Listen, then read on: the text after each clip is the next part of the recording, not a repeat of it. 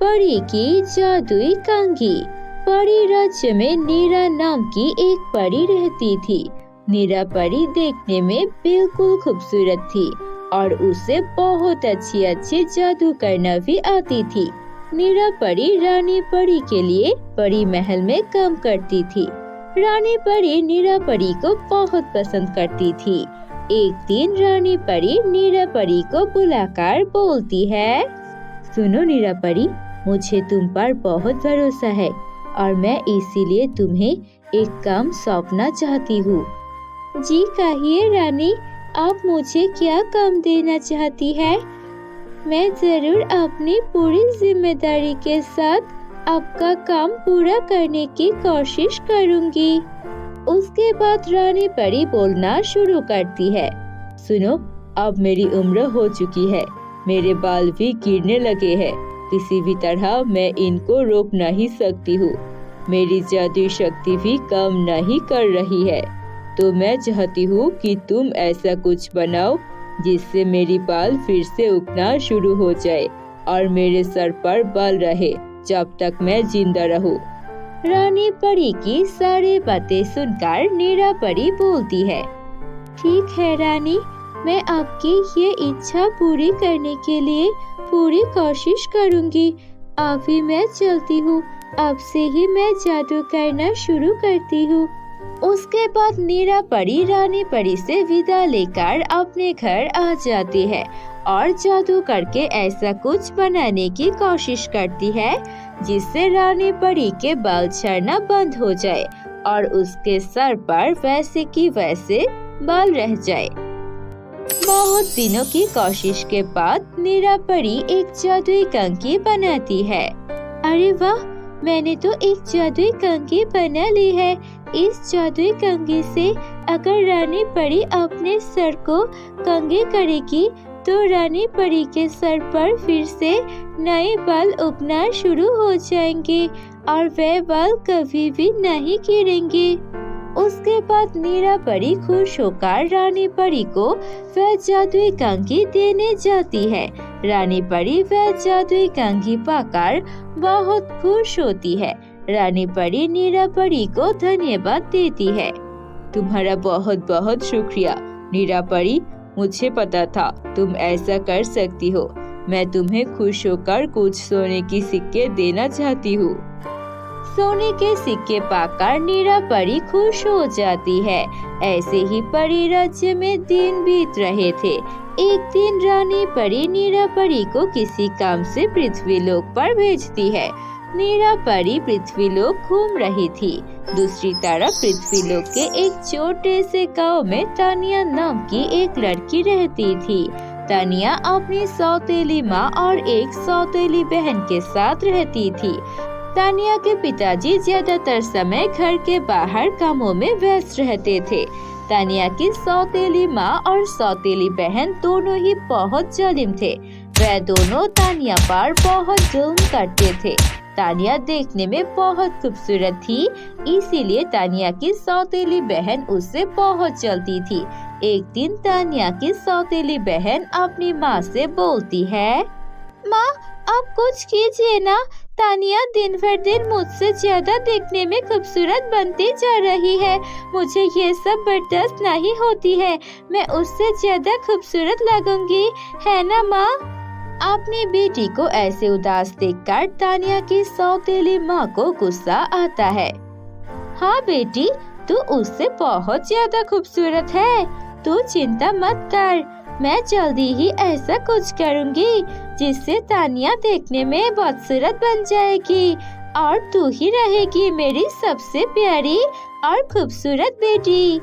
ऐसे ही तानिया की सौतेली माँ तानिया को बदसूरत बनाने के लिए कोई ना कोई चीज ढूंढने लगती है, लेकिन उन्हें कुछ नहीं मिलती है। एक दिन तानिया की सौतेली माँ सोचती है, अरे हाँ, मेरे पास एक जबरदस्त प्लान है। अगर मैं तानिया को टकली बना दूंगी तो तानिया देखने में बहुत बदसूरत बन जाएगी और मेरी बेटी बहुत ही खूबसूरत लगेगी। ऐसा सोचकर तानिया की सौतेली माँ कुछ खराब शैम्पू के सामान तानिया के शैम्पू के बोतल में घुसा देती है। तानिया को कुछ पता नहीं होता इस बारे में। सुबह उठकर तानिया जब नहाने जाती है तो वह उसी खराब शैम्पू को इस्तेमाल करती है। उस शैम्पू का इस्तेमाल करने की वजह से तानिया के सारे बाल गिरने लगते हैं। 2 ही दिन में तानिया बिल्कुल टकली हो जाती है। तानिया जब खुद को आईने में देखती है तो वह अपने आप को पहचान नहीं पाती है। अरे ये सब कैसे हो गया? मेरे बाल कहाँ चले गए? मैं तो बिल्कुल टकली हो गई हूँ। ये सब कहाँ कब हुआ? मुझे तो कुछ समझ नहीं आ रहा है। तानिया की ऐसे चिल्लाने की आवाज सुनकर उसकी सौतेली माँ और सौतेली बहन वहाँ पर आती है। अरे वाह, ये तो बहुत अच्छा हुआ। तू पहले भी बदसूरत थी, अब तेरे बाल गिरने की वजह से और भी ज्यादा बदसूरत हो चुकी है। हाँ बेटी, तू बिल्कुल सही कह रही है। तानिया, तू तो अब बिल्कुल ठीक लग रही है। हमारे घर की नौकरानी तो ऐसे ही लगनी चाहिए, है ना? अपनी माँ और सौतेली बहन की ऐसी बातें सुनकर तानिया को बहुत रोना आता है। मुझे कुछ नहीं पता, मैं इतनी बदसूरत कैसे बन गई? माँ, मुझे डॉक्टर के पास लेकर चलिए ना। मुझे लगता है मुझे कोई बीमारी हुई है, नहीं तो ये सारे बाल कैसे गिर गई? पैसे तो पेड़ में उगते हैं ना, जो तुझे लेकर अब डॉक्टर के पास जाए। इतनी सी बाल गिरने के लिए ज्यादा कुछ करने की जरूरत नहीं है। घर पर बैठ और बाकी सारा काम कर। ऐसा कहकर तानिया की सौतेली माँ और सौतेली बहन हंसते हुए वहाँ से चली जाती है। तानिया बहुत परेशान हो जाती है। वह घर का सारा काम करती है।